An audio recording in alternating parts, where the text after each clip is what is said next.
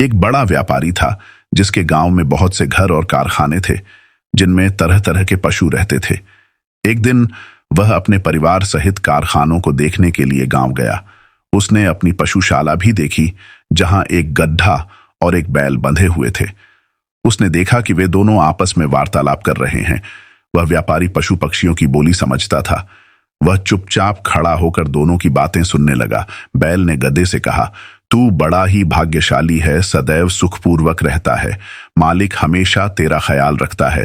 तेरी रोज मलाई दलाई होती है। खाने को दोनों समय जौ और पीने के लिए साफ पानी मिलता है।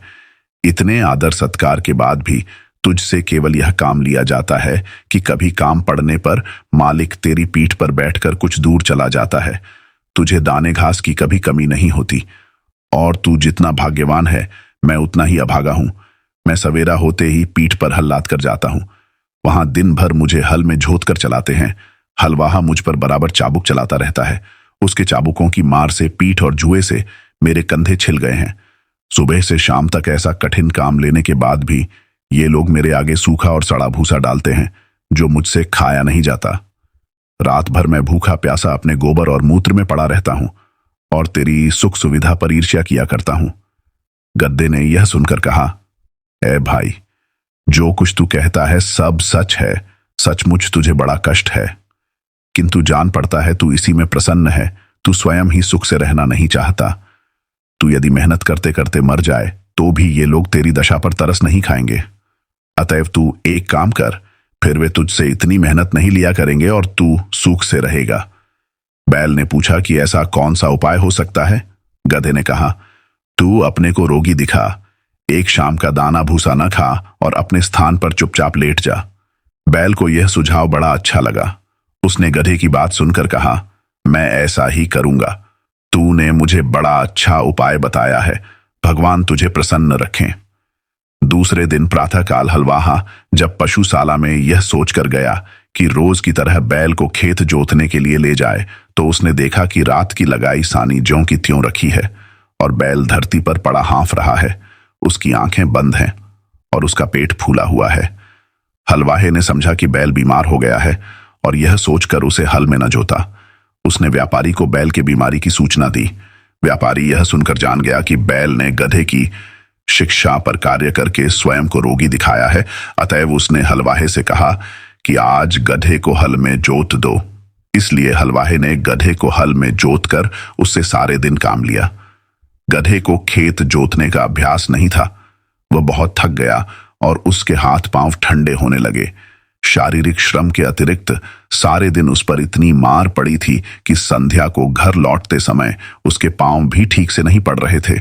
इधर बैल दिन भर बड़े आराम से रहा। वह नांद की सारी सानी खा गया और गधे को दुआएं देता रहा। जब गधा गिरता पड़ता खेत से आया तो बैल ने कहा कि भाई, तुम्हारे उपदेश के कारण मुझे बड़ा सुख मिला। गधा थकान के कारण उत्तर न दे सका और आकर अपने स्थान पर गिर पड़ा। यह मन ही मन अपने को धिक्कारने लगा कि अभागे, तूने बैल को आराम पहुंचाने के लिए अपनी सुख सुविधा का विनाश कर दिया। मंत्री ने इतनी कटा कर कहा, बेटी, तू इस समय बड़ी सुख सुविधा में रहती है। तू क्यों चाहती है कि गद्दे के समान स्वयं को कष्ट में डाले? शहरजाद अपने पिता की बात सुनकर बोली, इस कहानी से मैं अपनी जिद नहीं छोड़ती। जब तक आप बादशाह से मेरा विवाह नहीं करेंगे, मैं इसी तरह आपके पीछे पड़ी रहूंगी। मंत्री बोला, अगर तू जिद पर अड़ी रही तो मैं तुझे वैसा ही दंड दूंगा जो व्यापारी ने अपनी स्त्री को दिया था। शहरजाद ने पूछा, व्यापारी ने क्यों स्त्री को दंड दिया और गधे और बैल का क्या हुआ? मंत्री ने कहा, दूसरे दिन व्यापारी रात्रि भोजन के पश्चात अपनी पत्नी के साथ पशुशाला में जा बैठा और पशुओं की बातें सुनने लगा। गधे ने बैल से पूछा, सुबह हलवाहा तुम्हारे लिए दाना घास लाएगा तो तुम क्या करोगे? जैसा तुमने कहा है वैसा ही करूंगा, बैल ने कहा। गधे ने कहा, नहीं, ऐसा न करना वरना जान से जाओगे। शाम को लौटते समय मैंने सुना कि हमारा स्वामी अपने रसोइये से कह रहा था कि कल कसाई और चमार को बुला लाना और बैल जो बीमार हो गया है का मांस और खाल बेच डालना। मैंने जो सुना था वह मित्रता के नाते तुझे बता दिया। अब तेरी इसी में भलाई है कि सुबह जब तेरे आगे चारा डाला जाए तो तू उसे जल्दी से उठकर खा ले और स्वस्थ बन जा। फिर हमारा स्वामी तुझे स्वस्थ देखकर तुझे मारने का इरादा छोड़ देगा। यह बात सुनकर बैल भयभीत होकर बोला, भाई, ईश्वर तुझे सदा सुखी रखे। तेरे कारण मेरे प्राण बच गए। अब मैं वही करूंगा जैसा तूने कहा है। व्यापारी यह बात सुनकर ठहाका लगाकर हंस पड़ा। उसकी स्त्री को इस बात से बड़ा आश्चर्य हुआ। वह पूछने लगी, तुम अकारण ही क्यों हंस पड़े? व्यापारी ने कहा कि यह बात बताने की नहीं है, मैं सिर्फ ये कह सकता हूं कि मैं बैल और गधे की बातें सुनकर हंसा हूं।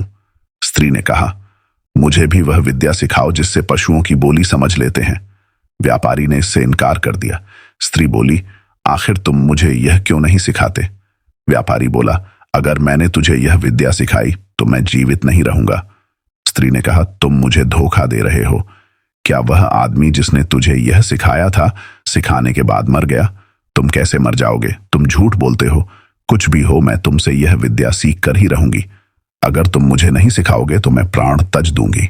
यह कहकर वह स्त्री घर में आ गई और अपनी कोठरी का दरवाजा बंद करके रात भर चिल्लाती और गाली गलौज करती रही। व्यापारी रात को तो सो गया, लेकिन दूसरे दिन भी वही हाल देखा तो स्त्री को समझाने लगा कि तू बेकार जिद करती है, यह विद्या तेरे सीखने योग्य नहीं है। स्त्री ने कहा कि जब तक तुम मुझे यह भेद नहीं बताओगे मैं खाना पीना छोड़े रहूंगी और इसी प्रकार चिल्लाती रहूंगी। व्यापारी ने कहा कि अगर मैं तेरी मूर्खता की बात मान लूं तो मैं अपनी जान से हाथ धो बैठूंगा। स्त्री ने कहा, मेरी बला से तुम जियो या मरो, लेकिन मैं तुमसे यह सीख कर ही रहूंगी कि पशुओं की बोली कैसे समझी जाती है। व्यापारी ने जब देखा कि यह महामूर्ख अपना हठ छोड़ ही नहीं रही है तो उसने अपने और ससुराल के रिश्तेदारों को बुलाया कि वे उस स्त्री को अनुचित हठ छोड़ने के लिए समझाएं। उन लोगों ने भी उस मूर्ख को हर प्रकार समझाया, लेकिन वह अपनी जिद से न हटी। उसे इस बात की बिल्कुल चिंता न थी कि उसका पति मर जाएगा। छोटे बच्चे मां की यह दशा देखकर हाहाकार करने लगे। व्यापारी की समझ ही में नहीं आ रहा था कि वह स्त्री को कैसे समझाए कि इस विद्या को सीखने का हठ ठीक नहीं है। वह अजीब दुविधा में था। अगर मैं बताता हूं तो मेरी जान जाती है और नहीं बताता तो स्त्री रो रो कर मर जाएगी। इसी उधेड़बुन में वह अपने घर के बाहर जा बैठा। उसने देखा कि उसका कुत्ता उसके मुर्गे को मुर्गियों से भोग करते देखकर गुर्राने लगा। उसने मुर्गे से कहा, तुझे लज्जा नहीं आती कि आज के जैसे दुखदाई दिन भी तू यह काम कर रहा है? मुर्गे ने कहा, आज ऐसी क्या बात हो गई है कि मैं आनंद न करूं? कुत्ता बोला, आज हमारा स्वामी अति चिंताकुल है। उसकी स्त्री की मति मारी गई है और वह उससे ऐसे भेद को पूछ रही है जिसे बताने से वह तुरंत ही मर जाएगा। नहीं बताएगा तो स्त्री रो रो कर मर जाएगी। इसी से सारे लोग दुखी हैं और तेरे अतिरिक्त कोई ऐसा नहीं है जो स्त्री संभोग की भी बात भी सोचे। मुर्गा बोला, हमारा स्वामी मूर्ख है जो एक स्त्री का पति है और वह भी उसके अधीन नहीं है। मेरी तो 50 मुर्गियां हैं और सब मेरे अधीन हैं। अगर हमारा स्वामी एक काम करे तो उसका दुख अभी दूर हो जाएगा। कुत्ते ने पूछा कि स्वामी क्या करे कि उसकी मूर्ख स्त्री की समझ वापस आ जाए? मुर्गे ने कहा, हमारे स्वामी को चाहिए कि एक मजबूत डंडा लेकर उस कोठरी में जाए जहां उसकी स्त्री चीख चिल्ला रही है, दरवाजा अंदर से बंद कर ले और स्त्री की जमकर पिटाई करे। कुछ देर में स्त्री अपना हठ छोड़ देगी। मुर्गे की बात सुनकर व्यापारी ने उठकर एक मोटा डंडा लिया और उस कोठरी में गया जहां उसकी पत्नी चीख चिल्ला रही थी। दरवाजा अंदर से बंद करके व्यापारी ने स्त्री पर डंडे बरसाने शुरू कर दिए। कुछ देर चीख पुकार बढ़ाने पर भी जब स्त्री ने देखा कि डंडे पड़ते ही जा रहे हैं तो वह घबरा उठी। वह पति के पैरों पर गिरकर कहने लगी कि अब हाथ रोक ले, अब मैं कभी ऐसी जिद नहीं करूंगी। इस पर व्यापारी ने हाथ रोक लिया। ये कहानी सुनाकर मंत्री ने शहरजाद से कहा कि अगर तुमने अपना हठ न छोड़ा तो मैं तुम्हें ऐसा ही दंड दूंगा जैसा व्यापारी ने अपनी स्त्री को दिया था। शहरजाद ने कहा, आपकी बातें अपनी जगह ठीक हैं, किंतु मैं किसी भी प्रकार अपना मंतव्य बदलना नहीं चाहती।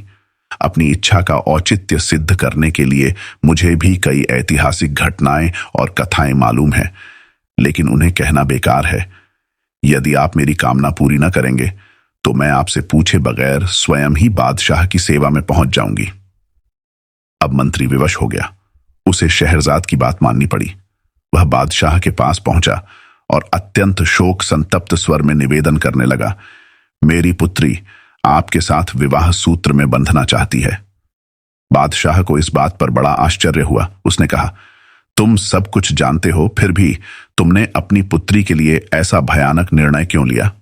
मंत्री ने कहा, लड़की ने खुद ही मुझ पर इस बात के लिए जोर दिया है।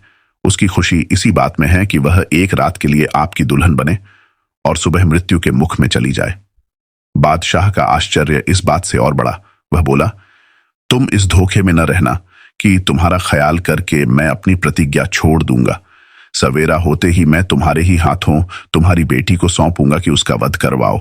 यह भी याद रखना कि यदि तुमने संतान प्रेम के कारण उसके वध में विलंब किया तो मैं उसके वध के साथ तेरे वध की भी आज्ञा दूंगा।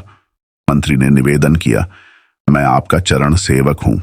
यह सही है कि वह मेरी बेटी है और उसकी मृत्यु से मुझे बहुत ही दुख होगा, लेकिन मैं आपकी आज्ञा का पालन करूंगा।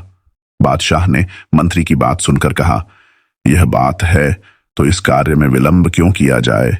तुम आज ही रात को अपनी बेटी को लाकर उसका विवाह मुझसे कर दो। मंत्री बादशाह से विदा लेकर अपने घर आया और शहरजाद को सारी बात बताई। शहरजाद यह सुनकर बहुत प्रसन्न हुई और अपने शोकाकुल पिता के प्रति कृतज्ञता प्रकट करके कहने लगी, आप मेरा विवाह करके कोई पश्चाताप न करें।